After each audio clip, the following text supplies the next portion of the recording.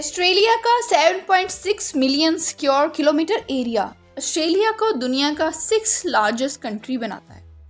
अगर आप ऑस्ट्रेलिया का पॉपुलेशन मैप देखें तो एक अजीब पैटर्न नजर आता है। 28 to 29 मिलियन लोग कोस्ट लाइन के साथ रहते हैं, जबकि कॉन्टिनेंट का अंदरूनी हिस्सा लगभग वीरान नजर आता है। ऐसा लगता है जैसे किसी ने ऑस्ट्रेलिया के बीच के पूरे एरिया को इग्नोर कर दिया हो, लेकिन क्या ये सिर्फ इत्तेफाक है?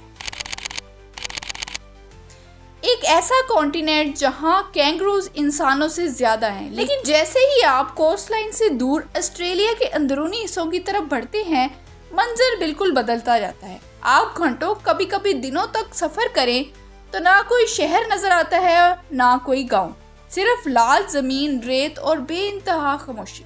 लेकिन सबसे हैरान करने वाली बात यह है कि ऑस्ट्रेलिया दुनिया का सबसे डेवलप्ड और अमीर मुल्कों में शुमार होता है, और दूसरी तरफ एक ऐसी जगह जहां की 95% जमीन पर कोई रहता ही नहीं। आपको ये जानकर हैरानी होगी कि जितनी पूरे ऑस्ट्रेलिया की पॉपुलेशन है, उससे ज्यादा लोग अकेले टोक्यो या दिल्ली जैसे शहर में रहते हैं। अगर आप ऑस्ट्रेलिया के बिल्कुल बीच में खड़े हो जाएं तो आपको हजारों किलोमीटर तक सिर्फ खाली जमीन और सिर्फ मिट्टी दिखेगी। लेकिन ऐसा क्यों है? अक्सर लोग समझते हैं कि इसकी वजह सिर्फ गर्मी और डेजर्ट का होना है, लेकिन सच ये नहीं है। ऑस्ट्रेलिया का खाली होना एक ऐसी गहरी कहानी है जिसमें ब्रिटिश एम्पायर की racist white Australian policy, water और जियोग्राफी जैसे फैक्टर्स का बहुत बड़ा रोल है। आज की इस मेगा डॉक्यूमेंट्री में हम उन सारे राजों से पर्दा उठाएंगे। जब ज्यादातर लोग ऑस्ट्रेलिया के बारे में सोचते हैं तो उनके जहन में सिडनी ओपेरा हाउस, मेलबर्न की रोड या कोस्ट लाइन के बीचेस आते हैं, लेकिन ये ऑस्ट्रेलिया का सिर्फ एक छोटा सा हिस्सा है। असली ऑस्ट्रेलिया कोस्ट लाइन के पीछे शुरू होता है, और ये हिस्सा इतना बड़ा है कि यूरोपियन मुल्क इसके अंदर आसानी से समा सकते हैं।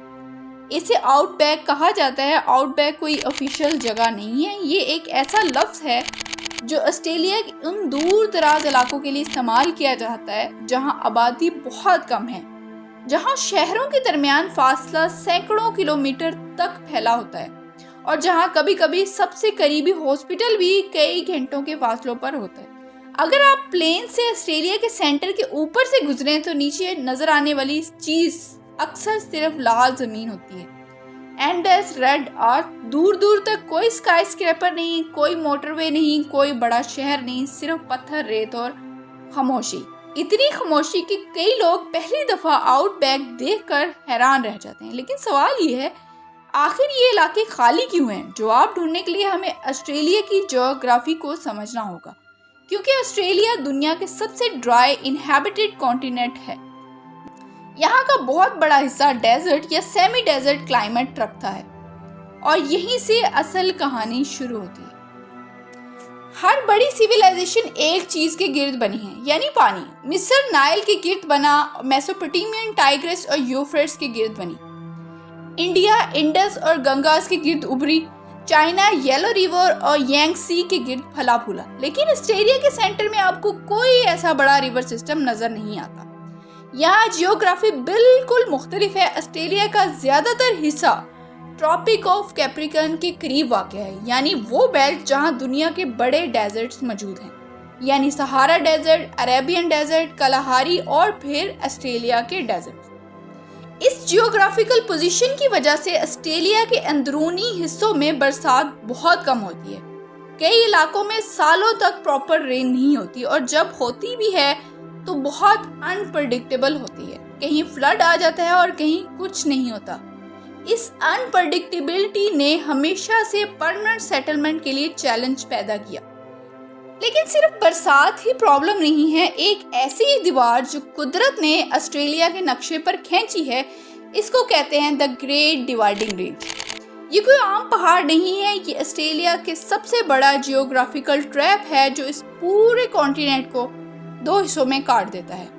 जब समंदर से ठंडी और पानी से भरी हवाएं ऑस्ट्रेलिया की तरफ आती हैं तो ये पहाड़ उनका रास्ता रोक लेते हैं। सारी की सारी बारिश इस पहाड़ी दीवार के इस तरफ यानी समंदर के किनारे गिर जाती है, और इंटीरियर तक पहुंचते पहुंचते हवा अपनी ज्यादा मॉइस्चर खो देती है। यानी ऑस्ट्रेलिया के सेंटर पहले ही पानी की कमी का शिकार हो जाता है, यह प्रोसेस हजारों सालों से चल रहा है और इसी ने ऑस्ट्रेलिया के नक्शे को शेप दिया है। इसी वजह से सिडनी और मेलबर्न जैसे शहर तो हरे भरे हैं और वहाँ दरिया बहते हैं, लेकिन जैसे ही हवा इस पहाड़ को पार करती है वो बिल्कुल खुश्क हो चुकी होती है।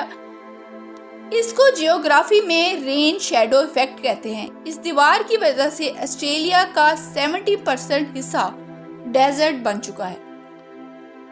लेकिन आप सोचेंगे कि अगर डेजर्ट है तो क्या हुआ? इंसान तो डेजर्ट में भी पाइपलाइन बिछाकर या अंडरग्राउंड पानी निकालकर बड़े शहर बसा लेता है, जैसे दुबई, लॉस वेगस या कायरो में हुआ। अमेरिका के बीच में भी डेजर्ट है, पर वहाँ मिसिसिपी जैसा बड़ा दरिया है जो जमीन को जरखेज बनाते हैं। लेकिन ऑस्ट्रेलिया में ऐसा कुछ नहीं है। ऑस्ट्रेलिया दुनिया का सबसे पुराना कॉन्टिनेंट है। यहाँ लाखों सालों से ना तो कोई वोल्केनो फटा है, ना ही कोई ग्लेशियर आए हैं। वोल्केनो और ग्लेशियर जमीन की मिट्टी को पलटते हैं और नई जानदार मिट्टी ऊपर लाते हैं जिसमें मिनरल्स होते हैं। चूंकि ऑस्ट्रेलिया में ये नहीं हुआ, इसकी मिट्टी बिल्कुल डेड हो चुकी है। इस मिट्टी में फास्फोरस और नाइट्रोजन जैसे जरूरी न्यूट्रिएंट्स खत्म हो चुके हैं। ऑस्ट्रेलिया के बहुत से इंटीरियर इलाकों की मिट्टी न्यूट्रिएंट पुअर है, इसीलिए इंटेंसिव एग्रीकल्चर को सस्टेन करना मुश्किल होता है। ये जमीन कुदरती तौर पर खेती के काबिल नहीं है और जो अंदर पानी भी है वो इतना सॉल्टी है कि उसे पिया नहीं जा सकता। लेकिन जियोग्राफी सिर्फ आधी कहानी है, क्योंकि एक सवाल अब भी बाकी है कि अगर ऑस्ट्रेलिया इतना मुश्किल था तो फिर हजारों साल पहले यहाँ रहने वालों ने इस चैलेंज को कैसे हैंडल किया, और यूरोपियन के आने से पहले ऑस्ट्रेलिया असल में कैसा था? इस सवाल का जवाब हमें ऑस्ट्रेलिया की सबसे पुरानी सिविलाइजेशन तक ले जाता है और वहीं से कहानी का अगला चैप्टर शुरू होता है। जब लोग सुनते हैं कि ऑस्ट्रेलिया का ज्यादातर हिस्सा खाली है तो अक्सर वो ये समझते हैं कि यहाँ पहले भी कोई नहीं रहता था, मगर हकीकत बिल्कुल मुख्तलिफ है। यूरोपियन के आने से हजारों साल पहले से ऑस्ट्रेलिया में अबॉरिजिनल्स पीपल रहते थे। आर्कियोलॉजिकल एविडेंस के मुताबिक इंसान यहाँ कम से कम 50,000 पहले पहुँच चुके थे। यानी ऑस्ट्रेलिया की ह्यूमन हिस्ट्री दुनिया की सबसे पुरानी कंटिन्यूस कल्चर्स में से एक है। अबॉरिजिनल कम्युनिटी पूरे कॉन्टिनेंट में फैली हुई थी। वो डेजर्ट में रहते थे, ट्रॉपिकल नॉर्थ में, फॉरेस्ट में और कोस्टल रीजन्स में। उन्होंने ऑस्ट्रेलिया के एनवायरनमेंट को समझने और उसके साथ अडॉप्ट करने के लिए सोफिस्टिकेटेड नॉलेज डेवलप की।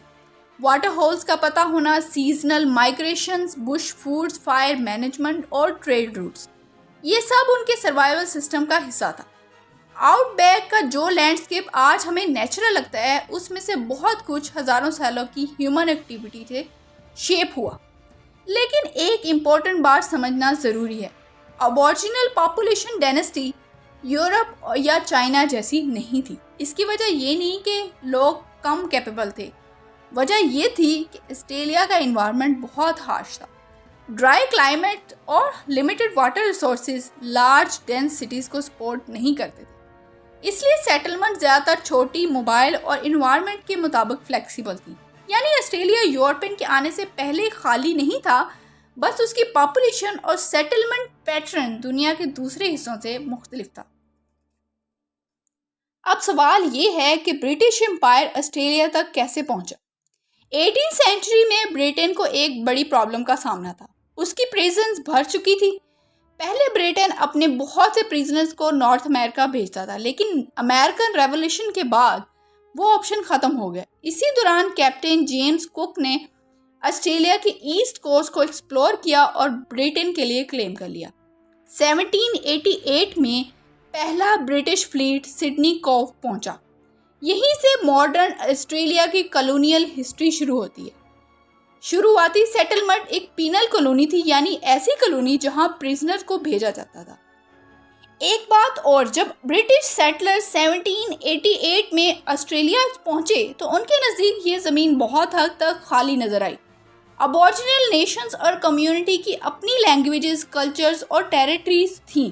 मसला ये था कि यूरोपियन सिविलाइजेशन को यूरोप के स्टैंडर्ड से देख रहे थे। उनके नज़दीक शहर, स्टोन बिल्डिंग और इंटेंसिव फार्मिंग सिविलाइजेशन की निशानी थी, जबकि अबॉरिजिनल सोसाइटीज़ मुख्तलिफ तरीके से ऑर्गेनाइज थी। इसी वजह से ब्रिटिश अथॉरिटी ने एक कॉन्सेप्ट का इस्तेमाल किया जिसे टेरा नलियस कहा गया, यानी ऐसी ज़मीन जो किसी की मलकियत ना हो। इस कॉन्सेप्ट ने ब्रिटिश सेटलमेंट को लीगल जस्टिफिकेशन दी, लेकिन इसके नतीजे बहुत गहरे थे। जैसे जैसे सेटलर्स अंदरूनी इलाकों की तरफ बढ़े, अबोरिजिनल कम्युनिटी अपनी ट्रेडिशनल लैंड से बेदखल होती गई। कई जगह पर कॉन्फ्लिक्ट भी हुए। अबोरिजिनल कम्युनिटीज डिजीज़, डिस्प्लेसमेंट और वायलेंस की वजह से बहुत बुरी तरह मुतासर हुई और कुछ इलाकों में अबोरिजिनल पॉपुलेशन ड्रामेटिक तौर पर गिर गई। ये ऑस्ट्रेलिया की हिस्ट्री का एक ऐसा पहलू है जिस पर आज भी बहस होती है, लेकिन पॉपुलेशन डिस्ट्रीब्यूशन की कहानी में इसका भी किरदार है, क्योंकि यूरोपियन सेटलमेंट ने सिर्फ नए शहर नहीं बनाए बल्कि पूरे कॉन्टिनेंट के डेमोग्राफिक स्ट्रक्चर को भी बदल दिया। यहीं से वो पैटर्न डेवलप होना शुरू हुआ जो आज भी नजर आता है। लोग कोस्ट पर बसने लगे, पोर्ट ट्रेड का सेंटर बन गए, शिप्स यूरोप और एशिया से गुड्स लेकर आती और ले जाती रही। इंफ्रास्ट्रक्चर, रोड्स, रेलवेज और इंडस्ट्री भी इन्हीं कोस्टल सिटीज के गिर्द डेवलप हुई। जब किसी रीजन में जॉब्स, ट्रांसपोर्ट और सर्विस जमा हो जाती हैं तो और लोग भी वहां मूव करते हैं। ये प्रोसेस सेल्फ रीइंफोर्सिंग होता है। ऑस्ट्रेलिया में भी यही हुआ। कोस्टल सिटीज मजबूत होती गई, इंटीरियर कंपैरेटिवली आइसोलेटेड रहा, लेकिन ब्रिटिश सेटलर्स ने इंटीरियर को बिल्कुल इग्नोर नहीं किया। 19th सेंचुरीज में एक्सप्लोरर्स ने कॉन्टिनेंट के अंदर जाकर रूट्स ढूंढे। पेस्टोरल स्टेशन यानी बहुत बड़े कैटल और शिप फार्म्स एस्टेब्लिश किए गए, लेकिन इन फार्म्स की पॉपुलेशन डेंसिटी बहुत लो थी, यानी लैंड यूज हुआ लेकिन डेंस सेटलमेंट नहीं बनी। 1850s में ऑस्ट्रेलिया की तकदीर ने एक और ड्रामेटिक टर्न लिया। गोल्ड डिस्कवरीज हुई। विक्टोरिया और न्यू साउथ वेल्स में गोल्ड रश शुरू हो गया। दुनिया भर से लोग ऑस्ट्रेलिया पहुंचने लगे। पॉपुलेशन तेजी से बढ़ी। मेलबर्न कुछ ही अरसे में दुनिया के सबसे अमीर शहरों में शुमार होने लगा, लेकिन गोल्ड रश ने भी इंटीरियर को परमानेंटली पॉपुलेट नहीं किया। माइनिंग कैंप्स आते और जाते रहे। जहां प्रॉफिटेबल रिसोर्सेज मिलती वहां टेम्परेरी बूम्स आते, जहां रिसोर्सेज कम होती वहीं पॉपुलेशन फिर कम हो जाती। इस दौरान भी मेजर परमानेंट सिटी ज्यादातर कोस्ट के करीब ही मजबूत होती गई। 1901 में जब ऑस्ट्रेलिया ऑफिशियली फेडरेशन बना, उसी साल एक और पॉलिसी इंट्रोड्यूस की गई, व्हाइट ऑस्ट्रेलिया पॉलिसी। इस पॉलिसी का बेसिक मकसद ऑस्ट्रेलिया में नॉन यूरोपियन इमिग्रेशन को काफी हद तक लिमिट करना था। उस दौर के कई पॉलिटिशियन का मानना था कि ऑस्ट्रेलिया को एक यूरोपियन मेजॉरिटी सोसाइटी रहना चाहिए। इस पॉलिसी के जरिए एशियन और कई दूसरे ग्रुप्स के लिए इमिग्रेशन मुश्किल बना दी गई। नतीजा ये हुआ कि ऑस्ट्रेलिया की पॉपुलेशन ग्रोथ बहुत हद तक ब्रिटिश और यूरोपियन माइग्रेशन पर डिपेंड है। अब सवाल ये है कि इसका 95% एम्प्टी ऑस्ट्रेलिया से क्या ताल्लुक है? डायरेक्टली नहीं, लेकिन इनडायरेक्टली जरूर है। 20th सेंचुरी के शुरू में ऑस्ट्रेलिया के पास बहुत बड़ा लैंड एरिया था, लेकिन पॉपुलेशन कंपैरेटिवली छोटी थी। अगर इमिग्रेशन पॉलिसी ज्यादा ओपन होती तो मुमकिन है कि पॉपुलेशन ग्रोथ और सेटलमेंट पैटर्न्स कुछ हद तक मुख्तलिफ होते, लेकिन व्हाइट ऑस्ट्रेलियन पॉलिसी ने कई डिकेड्स तक डेमोग्राफिक ग्रोथ के कुछ रास्तों को बंद रखा। ये पॉलिसी धीरे धीरे 1960s और 1970s में खत्म हुई और उसके बाद ऑस्ट्रेलिया ज्यादा मल्टीकल्चरल सोसाइटी में तब्दील होना शुरू हुआ। आज भी जब लोग ऑस्ट्रेलिया के बारे में सोचते हैं तो अक्सर उनके जहन में एक ही तस्वीर उभरती है, लाल रंग की जमीन, दूर तक फैला हुआ डेजर्ट और कहीं दूर एक अकेला रोड ट्रेन। लेकिन आउटबैक सिर्फ एक वीरान वेस्टलैंड नहीं है, ये ऑस्ट्रेलिया के इकोनॉमी का एक बहुत अहम हिस्सा है। यहीं से दुनिया के सबसे कीमती मिनरल्स निकलते हैं, जैसे कि आयरन ओरे, गोल्ड, कॉपर, यूरेनियम और लिथियम। दरअसल मॉडर्न टेक्नोलॉजी की दुनिया में ऑस्ट्रेलिया की इम्पोर्टेंस बहुत बढ़ चुकी है। आपका स्मार्टफोन, इलेक्ट्रिक व्हीकल्स और बैटरी जिन मिनरल्स पर डिपेंड करती हैं, उनमें से बहुत से ऑस्ट्रेलिया के रिमोट रीजन से निकलते हैं। लेकिन फिर भी सवाल वही है, अगर आउटबैक इतना वैल्यूएबल है तो लोग यहाँ रहते क्यों नहीं? जवाब इकोनॉमिक्स में छुपा हुआ है। माइनिंग्स को ज्यादा लोगों की जरूरत नहीं होती। मॉडर्न मशीन्स और ऑटोमेशन बहुत सारा काम कर लेती हैं। कई माइनिंग टाउन्स टेम्परेरी होते हैं। कुछ workers fly in fly out system पर काम करते हैं, यानी वो शहरों से प्लेन में आते हैं, कुछ हफ्ते काम करते हैं और फिर वापस चले जाते हैं। नतीजा, रिसोर्सेज तो मौजूद हैं लेकिन परमानेंट पॉपुलेशन फिर भी बहुत कम रहती है। ऑस्ट्रेलिया की एक और बहुत बड़ी प्रॉब्लम है और वो है डिस्टेंस। सिडनी से पर्थ का फासला तकरीबन 3300 किलोमीटर है। ये लंदन से मॉस्को के फासले के करीब है। और ऑस्ट्रेलिया के अंदर बहुत से इलाके ऐसे हैं जहां करीबी टाउन भी सैकड़ों किलोमीटर दूर होता है। सोचिए, अगर आप किसी रिमोट सेटलमेंट में रहते हैं, रोड बनाना महंगा, इलेक्ट्रिसिटी पहुंचाना महंगा, इंटरनेट इंफ्रास्ट्रक्चर लगाना महंगा और स्कूल और हॉस्पिटल बनाना और भी महंगा। जब किसी इलाके में लोग ही कम हों तो गवर्नमेंट के लिए भी इंफ्रास्ट्रक्चर जस्टिफाई करना मुश्किल हो जाता है। इसलिए ज़्यादा इन्वेस्टमेंट उन इलाकों में होती है जहां पहले ही ज़्यादा लोग रहते हैं और ये साइकिल फिर से रिपीट होती रहती है। जहां लोग होते हैं वहां जॉब्स आती हैं, जहां जॉब्स आती हैं वहां और लोग आते हैं, और जहां लोग नहीं है वहां डेवलपमेंट स्लो रहती है। इसी वजह से ऑस्ट्रेलिया का पॉपुलेशन पैटर्न पिछले 200 सालों में ज़्यादा नहीं बदला। अगर आप ऑस्ट्रेलिया का मैप देखें तो आप नोटिस करेंगे कि सिडनी, मेलबर्न, ब्रिस्बेन, एडलेड और पर्थ सब कोस्ट लाइन के करीब हैं। ये सिर्फ कोइंसिडेंसेस नहीं है, समंदर ने ऑस्ट्रेलिया की हिस्ट्री को शेप दिया है। ब्रिटिश शिप्स समंदर के जरिए आए, ट्रेड समंदर के जरिए हुई, माइग्रेशन समंदर के जरिए हुई और इकोनॉमी भी पोर्ट के गिर्द ग्रो हुई। आज भी ऑस्ट्रेलिया के बहुत सी इंटरनेशनल ट्रेड शिपिंग रूट्स पर डिपेंड करती है। कोस्टल सिटीज में वेदर भी रिलेटिवली माइल्ड होता है, पानी ज़्यादा अवेलेबल होता है, इंफ्रास्ट्रक्चर पहले से मौजूद है, यूनिवर्सिटीज़, इंडस्ट्री और बिजनेस भी वहीं कॉन्सेंट्रेटेड होते गए। अगर आप एक नई ज़िंदगी शुरू करना चाहते हैं तो आप सिडनी या मेलबर्न मूव करेंगे, ना कि किसी रिमोट डेजर्ट सेटलमेंट में। और इसीलिए ऑस्ट्रेलिया का कोस्ट लगातार ग्रो करता रहता है। अब एक दिलचस्प सवाल, क्या फ्यूचर में ऑस्ट्रेलिया का इंटीरियर कभी डेंसली पॉपुलेटेड हो सकता है? थियोरेटिकली तौर पर शायद, लेकिन प्रैक्टिकली तौर पर यह बहुत मुश्किल नजर आता है। कई लोग कहते हैं कि डिसैलिनेशन प्लांट्स और मॉडर्न टेक्नोलॉजी पानी का मसला सॉल्व कर सकती है। कुछ लोग नए इनलैंड सिटीज का आइडिया भी पेश करते हैं, लेकिन चैलेंज सिर्फ पानी नहीं है, चैलेंज इकोनॉमिक्स भी है। आखिर लोग वहाँ क्यों मूव करेंगे? जॉब्स कहाँ होंगी? बिजनेसेस क्यों जाएंगे? यूनिवर्सिटीज क्यों रीलोकेट होंगी? जब कोस्ट पहले ही हर चीज प्रोवाइड कर रहा है तो इंटीरियर को कम्पीट करना मुश्किल हो जाता है। और क्लाइमेट चेंज भी इस क्वेश्चन को और कॉम्प्लिकेटेड बना सकता है। कुछ एक्सपर्ट के मुताबिक फ्यूचर में ऑस्ट्रेलिया के कुछ ड्राई रीजन और ज़्यादा गर्म हो सकते हैं, यानी जो इलाके पहले ही हार्श हैं वो और चैलेंजिंग बन सकते हैं। इसलिए बहुत से रिसर्चर का मानना है कि ऑस्ट्रेलिया का पॉपुलेशन फ्यूचर में भी ज़्यादातर कोस्ट लाइन के साथ ही कॉन्सेंट्रेटेड रहेगा। तो आखिर ऑस्ट्रेलिया का ज़्यादातर हिस्सा खाली क्यों है? क्या वजह सिर्फ डेजर्ट है? नहीं।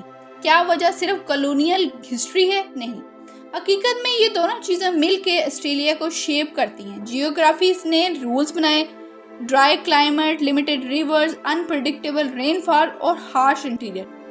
फिर हिस्ट्री ने उन रूल्स को और मजबूत कर दिया। ब्रिटिश सेटलमेंट्स कोस्ट पर बनी, पोर्ट्स ने सिटी को ग्रो किया, इंफ्रास्ट्रक्चर कोस्ट लाइन के साथ डेवलप हुई और इकोनॉमी ने उस पैटर्न को रीइंफोर्स कर दिया। नतीजा, आज ऑस्ट्रेलिया की बहुत बड़ी पॉपुलेशन कॉन्टिनेंट के किनारों पर रहती है, जबकि बीच के बहुत बड़ा हिस्सा रिलेटिवली स्पार्सली पॉपुलेटेड है। लेकिन शायद सबसे इंटरेस्टिंग बात यह है कि ऑस्ट्रेलिया असल में खाली नहीं है। वो सिर्फ उस तरह पॉपुलेटेड नहीं है जिस तरह हम यूरोप, इंडिया या चाइना को देखने के आदी हैं। ऑस्ट्रेलिया एक ऐसा कॉन्टिनेंट है जहाँ जियोग्राफी ने इंसानी सेटलमेंट को शेप दिया और जहाँ आज भी नेचर और डिस्टेंस मिलकर फैसला करते हैं कि लोग कहाँ रह सकते हैं और कहाँ नहीं। और शायद इसी वजह से ऑस्ट्रेलिया दुनिया का सबसे यूनिक मुल्कों में से एक है।